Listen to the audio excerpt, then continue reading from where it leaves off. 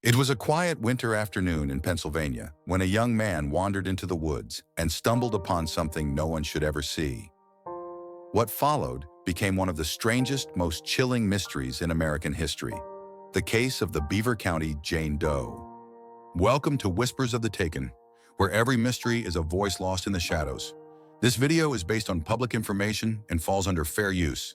Like, subscribe, and comment. Even the quietest voice can echo the loudest truth. The severed head, the mystery in the woods of Beaver County. It was a cold winter day in December in the quiet woods of Pennsylvania. The air was still, the sky a pale gray, and the ground layered with brittle leaves that cracked under every step. A young man, out for a simple walk through the trees near Mason Road in Beaver County, was enjoying the solitude of nature, the kind of peace that only comes from the hush of winter. But what he stumbled upon that afternoon would change the rest of his life and puzzle investigators for years to come.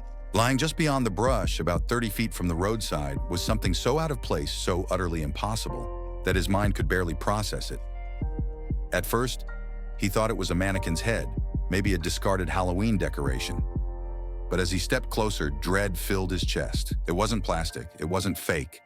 It was the severed head of a woman, her silver hair still carefully curled, her face pale but preserved, as if she had been prepared for a funeral.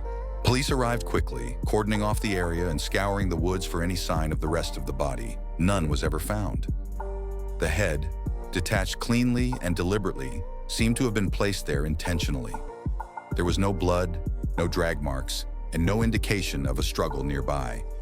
It was as though someone wanted it discovered, but only the head, and only there. It was one of the strangest discoveries in Pennsylvania's history. When forensic pathologists began their examination, the mystery deepened. The head had been embalmed, its veins filled with preservative chemicals, its skin smooth and unnaturally well preserved for something left outdoors in December. Whoever this woman was, she had already been dead before her head was taken. And whoever took it knew exactly what they were doing. The cut at the neck was clean, precise, and professional. Then came the most haunting detail of all. Where her eyes should have been, two small red rubber balls had been inserted into the sockets, the kind you'd find in a child's toy machine or a cheap bouncy ball dispenser. Investigators were stunned. Funeral directors confirmed that eye caps are sometimes placed beneath eyelids during embalming to maintain shape, but rubber balls were unheard of. It was grotesque, senseless, and bizarre, like something out of a horror film. The case was dubbed the Beaver County Jane Doe, and it quickly became one of the most baffling unsolved cases in the country. Detectives interviewed morticians, medical examiners, and even body brokers, companies that buy and sell donated human remains for research.